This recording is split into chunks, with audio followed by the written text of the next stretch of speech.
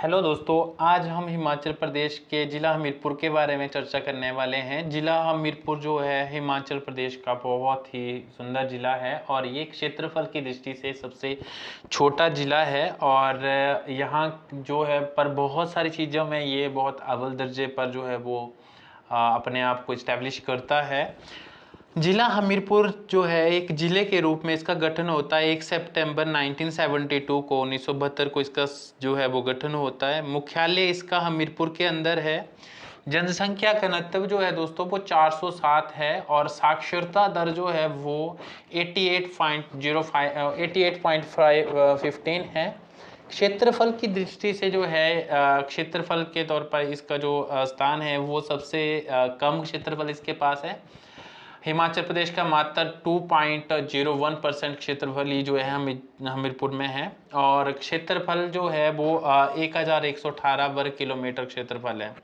लिंग अनुपात की बात करें तो 1095 जो है सर्वाधिक लिंग अनुपात यहाँ पे हमें देखने को मिलता है। दशकीय वृद्धि जो है वो 10.19% जो हमें यहाँ देखने को मिलती है 2001 से लेकर के 2011 तक। कुल गांव की बात की जाए तो 1672 जो है वो 1672 गांव हमें यहाँ देखने को मिलते हैं। विकास खंड जो है वो 6 हैं यहाँ पर और विकास विधानसभा क्षेत्र जो है वो 5 है। कॉन्स्टिट्यूंसी 5 है हमारी। और शिशु लिंग अनुपात की बात करें दोस्तों तो वो है 887 जो है वो शिशु लिंग अनुपात हमें चाइल्ड सेक्स रेशो हमें देखने को मिलता है और सेक्स रेशो वहाँ का 1000 जो है 24 है और चाइल्ड सेक्स रेशो जो है वो 887 है। धाराओं की बात की जाए तो प्रमुख धाराएं जो है वो 3 धाराएं हमें यहाँ देखने को मिलती है। जगधार एक है, चबूतरा धार है, फिर आपकी 16 सिंगी धार है। जगधार आपके नदौन में नदौन से हमीरपुर में प्रवेश करती है। फिर हमीरपुर की सबसे लंबी धार आपको जो है वो देखने को मिलती है। अब फिर नदियों की बात की जाए दोस्तों तो नदियां जो है ना वो ब्यास नदी जो है वो बहुत महत्वपूर्ण नदी जो है आपको यहाँ देखने को मिलती है और ब्यास नदी जो है वो हमीरपुर एवं कांगड़ा के बीच में जो है वो बहती है। ब्यास की सहायक नदियों की बात करें तो मानखड़ जो है बहुत महत्वपूर्ण है, कुणाखड़ जो है वो बहुत महत्वपूर्ण है, मतलब सहायक नदी है ये। बेकरखड़ जो है ये भी आपकी ब्यास की ही सहायक नदी है। जो सतलुज नदी है दोस्तों वो सतलुज की जो सहायक नदियां हैं वो भी आपके यहाँ पे जो है वो बहती है हमीरपुर के अंदर। उनमें मुख्य है सीरखड़, सुकरखड़ और मुंडखर खड़ जो है ये हमें मुख्य तौर पर देखने को मिलती है। इतिहास की बात की जाए तो इतिहास के तौर पर जो है 1700 ईस्वी में आलमचंद की मृत्यु के बाद हमीरचंद जो है वो कांगड़ा के शासक बने और उन्हीं हमीरचंद के द्वारा 1743 ईस्वी के अंदर जो है वो हमीर किले का जो है निर्माण किया गया और उसी किले के नाम पर जो है वो ये जो है वो हमीरपुर जिला बना, हमीरपुर जगह नाम पड़ा इसका। और यही किला आगे चल के 1884 में जो अंग्रेजों के समय जो है एक तहसील कार्यालय के रूप में इसको बनाया जाता है। फिर सुजानपुर टिहरा का नाम आता है। हमीरपुर का ये बहुत फेमस जो है वो स्थान है ये जो सुजानपुर।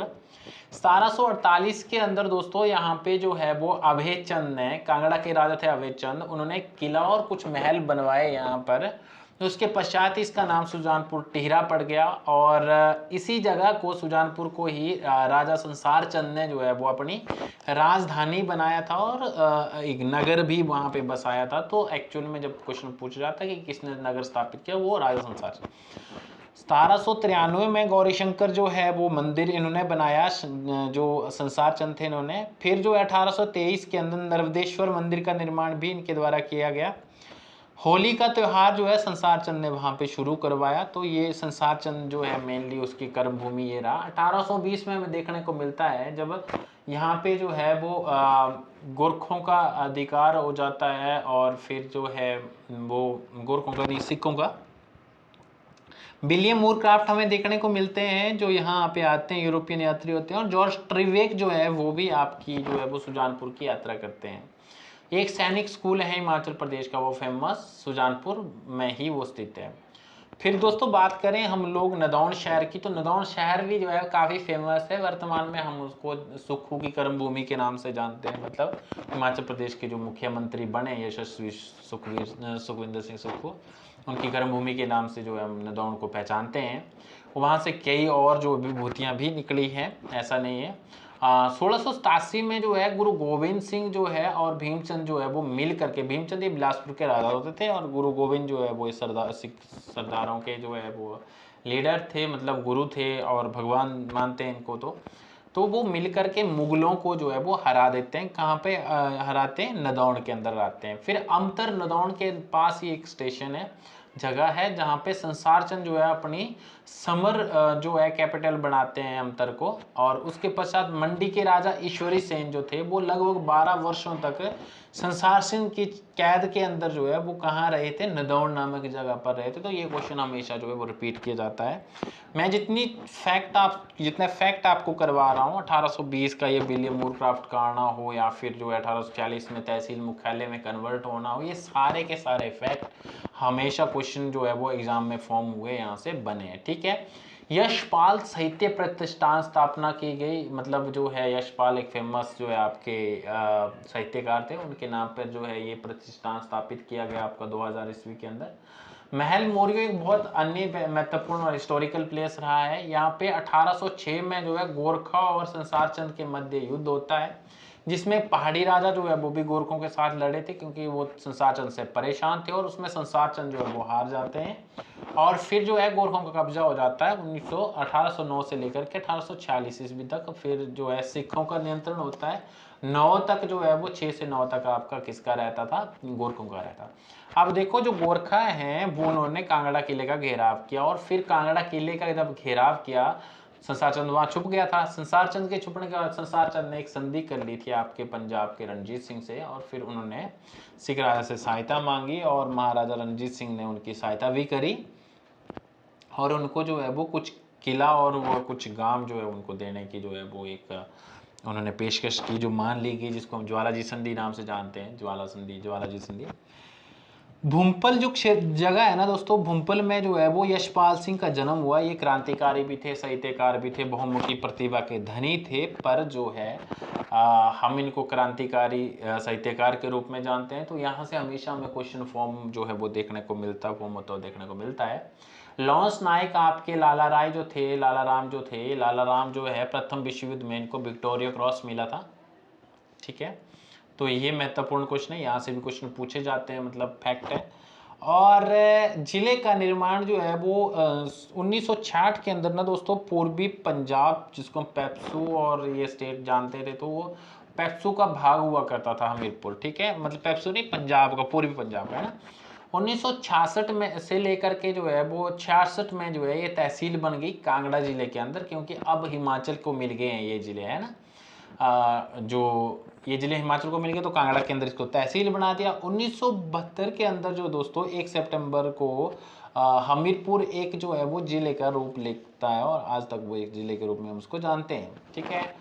अब दियोट सिद्ध में जो है बाबा बालक नाथ जी का मंदिर है। पक्का ब्रो में जो है वो पहले HPSSC का जो है वो हेडक्वार्टर था, अब उसका नाम परिवर्तित हो चुका है। हिमाचल प्रदेश राज्य कमीशन करके जो है वो राज्य कमीशन आयोग जो भी बनाया गया है, इसका फुल नाम जो है वो, अब जो इसका नाम है ना दोस्तों, वो हो गया है हिमाचल प्रदेश HP माने हिमाचल प्रदेश राज्य चयन आयोग हुआ है। इसका पूरा नाम जो है वो राज्य चयन आयोग हुआ है, मतलब HPRCA। ठीक है। HPRCA इसका नाम है, HPRCA। आपको पता है इसकी कहानी क्या है? कुछ टाइम पहले कुछ जो आपके क्लास 3 और 4 के जो एग्ज़ाम कंडक्ट करवाए जाते थे हमीरपुर चयन बोर्ड के द्वारा, उसको लेकर के धांधलियाँ सामने आई थी, पेपर लीक के मामले सामने आए थे। और उसके पश्चात जो है इन्होंने क्या किया था दोस्तों, इन्होंने जो है वो एक